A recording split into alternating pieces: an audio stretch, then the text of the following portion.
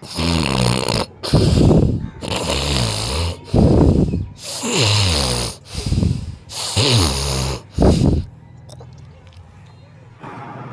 হচ্ছে ঘুমাচ্ছে। এবার একটু আমার রাতের ডিউটি শুরু করি। মোবাইলটাতে যে আজকে পুরো দিন কী কী করেছে একটু ভালো করে চেক করতে হবে।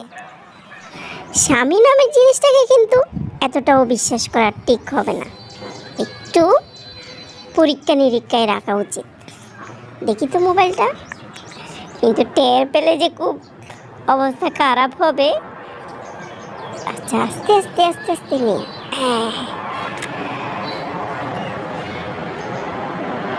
আচ্ছা, এই করেছো। সার্চ লিস্টে লিজা নামের মেয়েটাকে একটু ভালো করে দেখি তো। উফ, মেয়েটার আইডিটা তো লক করা, কিছু দেখতেও পেলাম না।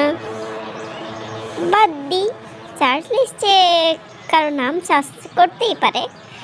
মেসেঞ্জারে কিছু আছে নাকি? নাই তো। এই জায়গায় কিন্তু আমার স্বামী খুবই প্রশংসার দাবি রাখে।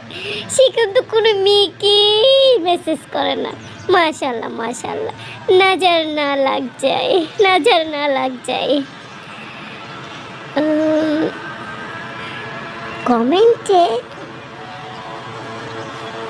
এটা আবার কোন মেয়ে? যাকে আপু আপনাকে খুব সুন্দর লাগছে।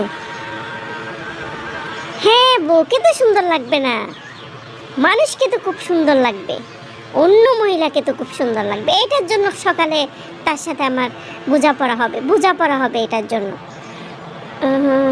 দেখি লাভ রিয়েক্ট কোনো মেয়ে দিল কি না।